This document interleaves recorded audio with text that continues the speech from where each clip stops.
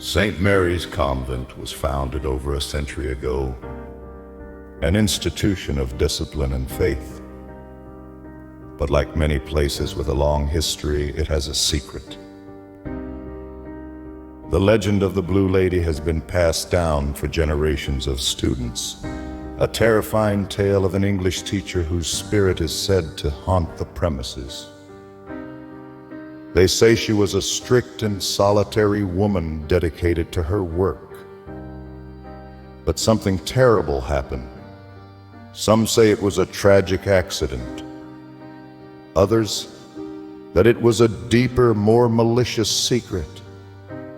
All that's certain is that after her death, a chill settled over the school that never really left. Our story begins in the 1850s, a time when the legend was still a fresh wound. Students began reporting strange occurrences, objects moving, whispers in empty rooms. But it wasn't until a young student, Maya, decided to investigate that the real story began to unravel. Maya was known for being a bit of a troublemaker, but also a curious soul.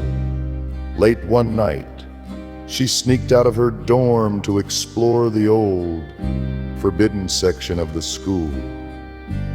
She heard a soft humming coming from the music room. She crept closer. She saw a woman dressed in a faded blue sari playing a sorrowful tune on the old piano. But the woman wasn't there. She was a misty, shimmering figure. As Maya watched, terrified, the ghost turned her head. Her face was a blur of sorrow and rage. Maya froze. Maya sprinted back to her dorm, but the music followed her. She could hear the piano notes echoing down the long, empty hall, getting louder and closer. She slammed her door shut and huddled in her bed, pulling the blanket over her head, her heart pounding in her ears. The next morning, Maya confessed everything to her friends. They laughed it off, but they didn't know what Maya had truly heard and what she would soon see. The Blue Lady's music wasn't just a sad melody anymore. It was a call, a sign that she was looking for someone, something. The final chapter of the legend is where things get truly dark.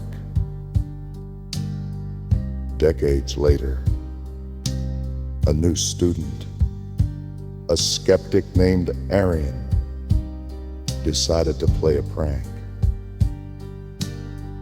He thought the Blue Lady legend was a joke. He was going to put it to rest.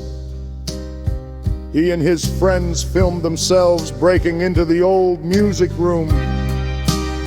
They didn't find a joke. They found the end of the line.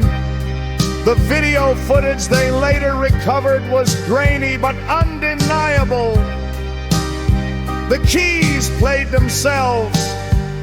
The music grew more and more violent, and then the screen goes to static. The camera falls to the ground. A single chilling voice is heard. Ghostly voice.